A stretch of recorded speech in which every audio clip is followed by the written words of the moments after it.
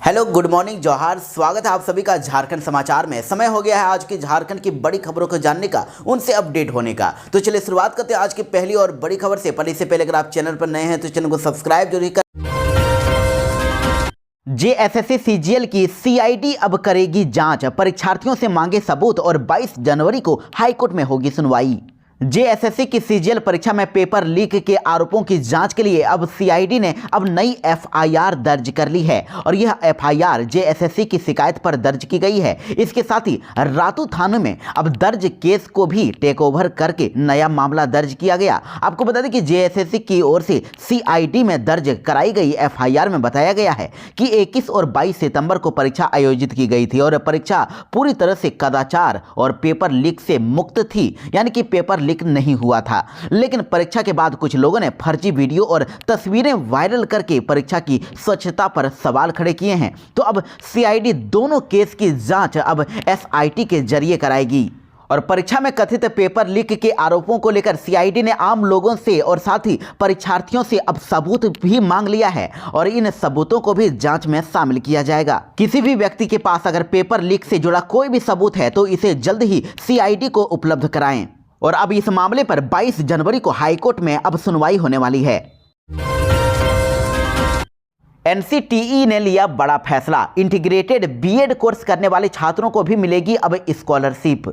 जी हाँ, 4 साल के इंटीग्रेटेड टीचर एजुकेशन प्रोग्राम यानी कि आईटीईपी पाठ्यक्रम में नामांकित छात्रों के लिए बहुत ही अच्छी खबर है। जो भी विद्यार्थी अब इंटीग्रेटेड कोर्स यानी कि इंटीग्रेटेड बीएड कोर्स करना चाहते हैं उन छात्रों को भी अब स्कॉलरशिप का लाभ मिलेगा। आपको बता दें कि अभी तक राष्ट्रीय अध्यापक शिक्षा परिषद यानी कि एनसीटीई के द्वारा शुरू किए गए पाठ्यक्रम में एडमिशन लिए हुए विद्यार्थियों को इसका लाभ नहीं मिल रहा था, लेकिन अब इन विद्यार्थियों को भी स्कॉलरशिप देने का अब फैसला ले लिया गया है। साथ ही पाठ्यक्रम को बढ़ावा देने में भी अब इससे मदद मिलेगी। स्कॉलरशिप का फायदा लेने के लिए छात्रों को नेशनल स्कॉलरशिप पोर्टल से रजिस्ट्रेशन करना होगा। ईडी की समन की अवहेलना से जुड़े केस में निचली कोर्ट की कार्यवाही को मुख्यमंत्री हेमंत सोरेन ने दी चुनौती। झारखंड के मुख्यमंत्री हेमंत सोरेन ने ईडी की समन की अवहेलना से जुड़े मामले में अब उनके खिलाफ रांची के एमपी एमएलए कोर्ट में चल रही कार्यवाही को हाईकोर्ट में चुनौती दे दी है। हाईकोर्ट ने मुख्यमंत्री हेमंत सोरेन की याचिका पर सुनवाई हुई और उन्होंने इस केस में ईडी की ओर से दाखिल जवाब पर अब प्रति उत्तर के लिए समय देने का आग्रह किया है और जिस कोर्ट की ओर से स्वीकार भी कर लिया गया है। हाईकोर्ट ने मुख्यमंत्री हेमंत सोरेन को 4 हफ्ते में प्रति उत्तर दाखिल करने का निर्देश दिया है। तो आपको बता दें कि आखिर मामला क्या है। देखिए, ईडी की ओर से सीजीएम कोर्ट में हेमंत सोरेन के खिलाफ 19 फरवरी 2024 को शिकायतवाद दर्ज कराई गई थी। इसमें एजेंसी ने बताया है कि रांची के बड़गाई अंचल से संबंधित जमीन घोटाले को लेकर हेमंत सोरेन को पहली बार 14 अगस्त 2023 को हाजिर होने का समन भेजा गया था। उसके बाद 2023 में ही 19 अगस्त, 1 सितंबर, 17 सितंबर, 26 सितंबर, 11 दिसंबर और 19 दिसंबर को भी समन जारी किया गया था। उसके बाद देखिए 2024 में भी 13 जनवरी, 22 जनवरी और 27 जनवरी को भी समन भेजे गए थे और इसी तरह उन्हें टोटल 10 समन भेजे गए, लेकिन इनमें से मात्र 2 समन पर ही वो उपस्थित हुए थे और यह पीएमएलए यानी कि prevention of money laundering act की धारा 63 और साथ ही आईपीसी की धारा 174 की तहत गैर कानूनी है, जिसको लेकर ही अब कोर्ट ने ईडी की ओर से दाखिल शिकायतवाद पर सुनवाई के बाद 4 मार्च 2024 को संज्ञान लिया था। इसी को लेकर मुख्यमंत्री हेमंत सोरेन पर यह मुसीबत आ गई है।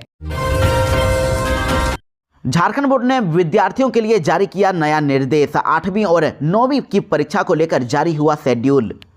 जी हाँ, झारखंड एकेडमिक काउंसिल यानी कि जैक की ओर से 8वीं और 9वीं बोर्ड परीक्षा का शेड्यूल जारी कर दिया गया है और 8वीं बोर्ड की परीक्षा 28 जनवरी को, वहीं 9वीं बोर्ड की परीक्षा 29 और 30 जनवरी को होगी। 8वीं बोर्ड की परीक्षा 2 पालियों में होने वाली है। पहली पाली सुबह 9:45 से शुरू होकर दोपहर 1 बजे तक होगी और इसमें हिंदी, अंग्रेजी और एक्स्ट्रा भाषा विषय में किसी भी एक की परीक्षा होगी। दूसरी पाली में दोपहर 2 बजे से शाम 5:15 तक परीक्षा होगी। इसमें गणित, विज्ञान और सामाजिक विज्ञान विषय की परीक्षा होगी। परीक्षा ओएमआर सीट पर ली जाएगी। इसमें 50 अंक के बहुविकल्प यानी कि मल्टी चॉइस क्वेश्चन पूछे जाएंगे और वहीं 100 अंक का आंतरिक मूल्यांकन विद्यालय स्तर पर होगा। परीक्षा के लिए एडमिट कार्ड 18 जनवरी से जैक की वेबसाइट पर जारी कर दिया जाएगा, जिसके बाद विद्यार्थी डाउनलोड कर सकेंगे।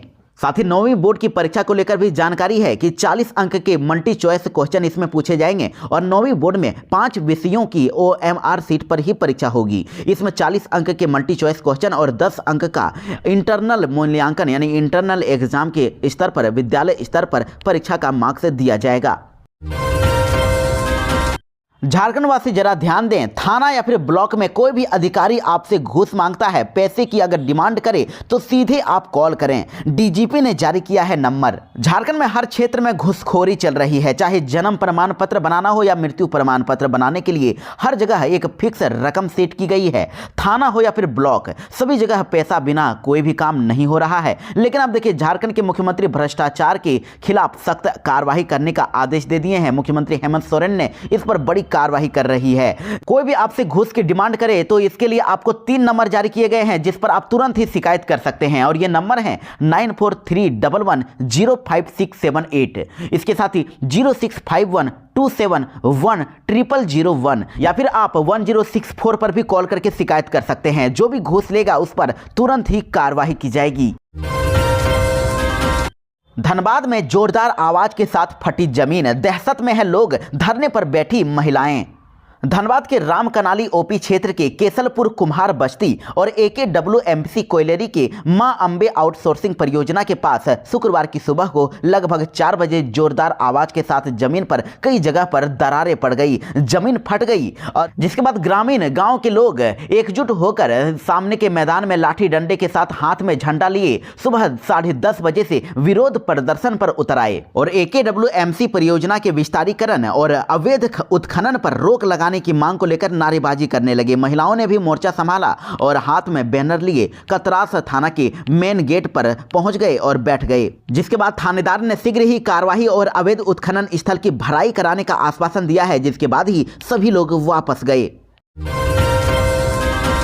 झारखंड में बदलेगा भाजपा प्रदेश अध्यक्ष, नए राष्ट्रीय अध्यक्ष के चुनाव में राज्य की नहीं होगी भूमिका, सदस्यता अभियान भी नहीं चलना बनी है बाधा। भाजपा के राष्ट्रीय अध्यक्ष का चुनाव जनवरी के तीसरे सप्ताह या चौथे सप्ताह में होने वाला है, जबकि झारखंड प्रदेश भाजपा अध्यक्ष का चुनाव फरवरी से पहले ही होने की संभावना बनी हुई है। और आपको बता दें कि दिसंबर के पहले सप्ताह में विधानसभा में पार्टी के हार को लेकर चले 2 दिन के मंथन के बाद प्रदेश भाजपा प्रभारी लक्ष्मीकांत वाजपेयी ने कहा था कि सदस्यता अभियान के माध्यम से कार्यकर्ता के संरक्षण देने वाले संगठन का निर्माण करेंगे और फरवरी तक अब नए प्रदेश अध्यक्ष का निर्वाचन हो जाएगा। ऐसे में झारखंड में चुनाव होने की वजह से सदस्यता अभियान नहीं चला था और बगैर सदस्यता अभियान के प्रदेश अध्यक्ष का चुनाव भी संभव नहीं है। ऐसे में भाजपा के राष्ट्रीय अध्यक्ष के चुनाव में झारखंड की कोई भूमिका नहीं होगी और अगर वोटिंग हुई तो झारखंड की ओर से कोई भी वोट नहीं डाल पाएगा। इसलिए केंद्र संगठन ने 29 राज्यों के प्रदेश अध्यक्ष के चुनाव के लिए चुनाव अधिकारियों के नाम की घोषणा कर दी है। इसमें झारखंड के साथ साथ महाराष्ट्र और जम्मू कश्मीर का नाम नहीं है और राष्ट्रीय अध्यक्ष के निर्वाचन की तिथि की घोषणा कभी भी हो सकती है। ऐसी संभावना है कि 20 जनवरी तक 29 राज्यों के अध्यक्षों का चुनाव हो जाएगा।